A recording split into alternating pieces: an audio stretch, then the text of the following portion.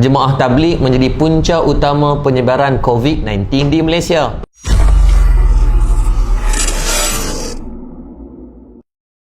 Assalamualaikum warahmatullahi taala wabarakatuh. Saya Muhammad Yaakob Yusra bin Muhammad Yusof daripada Murtadul Awal Center. Tuan-tuan, mutakhir ni negara kita didatangkan dengan ujian COVID-19 dan ramai pula orang yang sekarang ni menghalalkan lensa kameranya kepada untuk menyalahkan golongan tabligh. Pertamanya kita faham dulu siapa itu tabligh.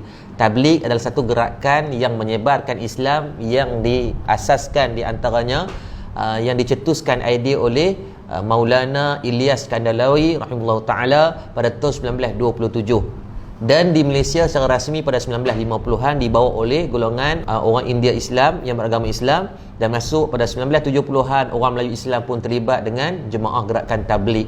Baik, yang pertama, adakah gerakan mereka salah? Tidak, kerana mereka adalah salah satu mengambil sifat daripada sifat Rasulullah sallallahu alaihi wasallam yang kita belajar sifat yang wajib ke atas Rasul, siddiq, amanah, fatanah dan juga tabligh. Tugas mereka menyebarkan Islam, dan berdasarkan data mereka dah mengislamkan jutaan orang dah sepanjang hampir 100 tahun ini.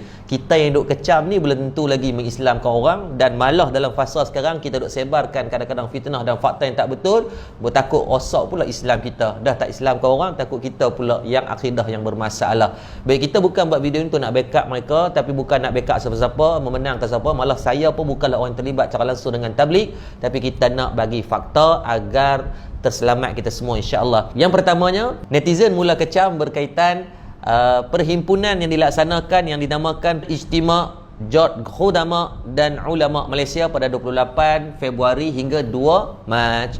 Maka yang pertamanya kena faham, pada perhimpunan dibuat pada 28 Februari belum diisytiharkan apa-apa berkaitan COVID-19 pada peringkat pandemik. WHO mula mengisytiharkan pada 11 Mac 2020. Maka perhimpunan ini in advance hampir 14 hari ataupun 13 hari lebih awal daripada pemakluman tersebut. Dan ketika himpunan ini dibuat, KKM pun belum mengeluarkan apa-apa arahan untuk menghalang daripada himpunan-himpunan yang berbentuk macam ni. Dan untuk makluman semua juga, pada 28 hari bulan, hari yang sama himpunan Ijtima' Seri Petaling ini berlakunya juga perlawanan bola di antara Piala Sumbangsih JDT bernentang dengan Kedah. Walaupun Kedah kalah, saya sedih tuan sebab saya orang Kedah. Tapi still perlawanan tu lebih ramai jumlah yang berhimpun daripada Seri Petaling. Dalam masa yang sama, kalau tuan perasan, ketika 28 Februari berlakunya langkah Hotel Sheraton daripada kalangan orang politik, still ada perhimpunan media berhimpun beribu orang ketika tu.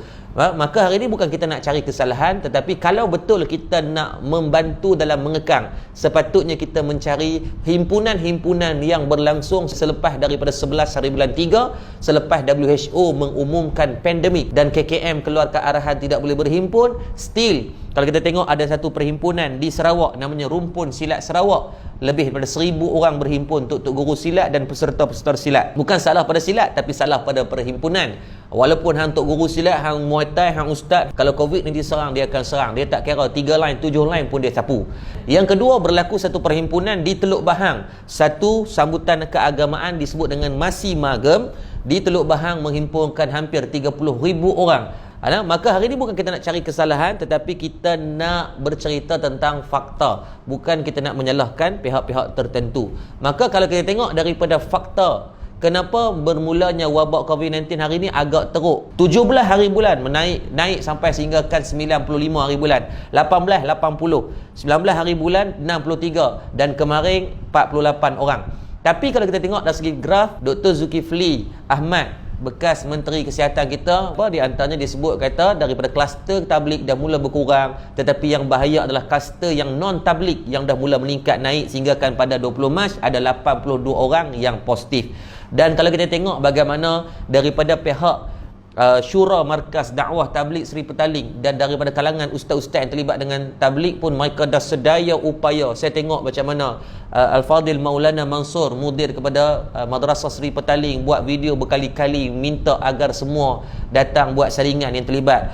Ustaz Abid Liu, Ustaz Farhan Da'i, Ustaz Maulana Helmi, mereka ni sedaya upaya dah usahakan. Dan kalau kita tengok data yang dikeluarkan oleh KKM pada 19 hari bulan 2020, 12 tengah malam, daripada 10,650 yang terlibat, 10,553 telah pun buat saringan. Yang tinggal cuma kurang daripada 1% sahaja kalau mengikut daripada data daripada KKM ini. Maka sekarang bukan ruang untuk kita nak mengecam, tapi ruang kita nak cari titik persamaan untuk kita selesaikan masalah.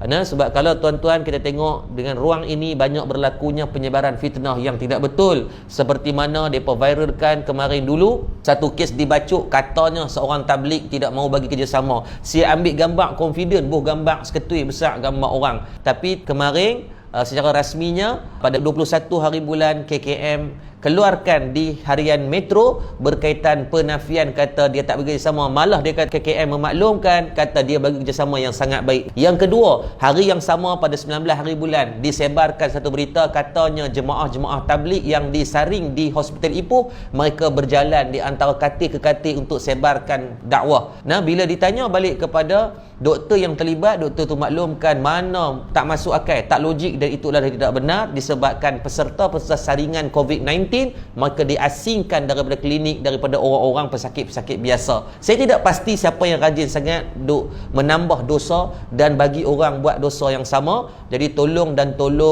hampir 50,000 orang yang dah sebarkan, lebih daripada 100,000 orang yang kecam. Maka tuan-tuan, cukuplah daripada kita nak menambah dosa sedangkan pahala kita tak tahu mana. Konklusinya hari ini tuan-tuan, daripada kita nak menambah kebencian, menambah derita, menambah sakit kepala orang, lebih baik kita mencari jalan penyelesaian yang terbaik agar semua menyebarkan rahmat dan kasih sayang daripada menyebarkan kemarahan orang ramai. Berimanlah dengan satu hadis Nabi SAW, la yu'minu ahadukum hatta yuhibba li akhihi ma yuhibbu li nafsihi, atau kama qala, rawahu Imam Bukhari dan Muslim. Nabi kata tidak beriman seorang itu selagi mereka tak kasih saudaranya seperti dia berkasihi diri dia sendiri. Jadi kita kasih saudara sahabat-sahabat kita. Saya yakin kita duduk ambil sebagai muhasabah fasa wabak ini, kita berapa banyak kita dah baca Quran, berapa ramai telah kita Islamkan, berapa ramai yang telah kita solat jemaah, berapa kali kita telah berpuasa sunat, sangat sedikit. Maka ingat,